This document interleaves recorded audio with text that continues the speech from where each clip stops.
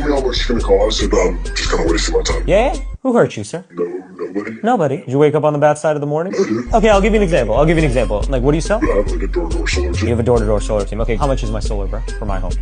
No, bro, you're wasting my time, bro. I'm busy. How much is my solar? I don't know where you live. I don't know. No, I didn't ask you that. I said, how much is my solar? Do you see, though, bro, how that doesn't do anything for anybody? I'm being a dick right now by telling you to tell me something that you don't have enough context on. I love this. He's giving him a taste of his own medicine. But what a lot of reps don't understand is this is a certain personality type that you're going to come up against weekly. And if you don't know how to handle it, you're going to get bulldozed. So for those of you who don't know, there is a test that you can search up on Google. It's called an Enneagram test, and it will give you context as to not only your personality type, but every single other personality type that you could come up against in a sales conversation, and just in life in general. So I'm an 8 on the Enneagram scale, which puts me in the category of a type A person. I'm going to be very controlling. I'm going to try and bulldoze my way through the conversation. I'm going to be very brief and concise in my answers. I'm not going to let my time wasted. So whenever I would first get into conflict in sales with these personality types, I would get this ball in my throat and I'd start panicking and fumbling over my words, and I get really pissed off when the call wouldn't close. Now, I definitely wouldn't take the same approach that this guy did, but what I had to understand is that that type of person needs to be talked to a certain way. So what I would do a little bit differently is I would try and diffuse the frustration, because what a lot of sales reps will do is they'll start panicking and the call will just dissolve because now you don't have any authority in the conversation and they're not going to respect you. What I would do is I would say something like this. Well, what we do, it's not like a one-size-fits-all solution. It's a bit custom to the person. And it's really just going to boil down to what you need the most help with specifically. And at this point, I'm not even confident that we can help. So what would make more sense is just getting some more context into your situation of where you're at and where you want to be to see if we can ultimately help you. But you have to hold firm when you say things like that. You can't quiver in your voice. You can't be panicking and uncertain and worried on whether or not the person is going to receive that information the way that you want them to. You got to hold your ground. That's why I tell people it's so important to live a difficult life and do things that are very uncomfortable on a daily basis, because it builds the internal confidence and self-worth that's required to handle these types of prospects. So use that on your next sales call and follow this page for more value.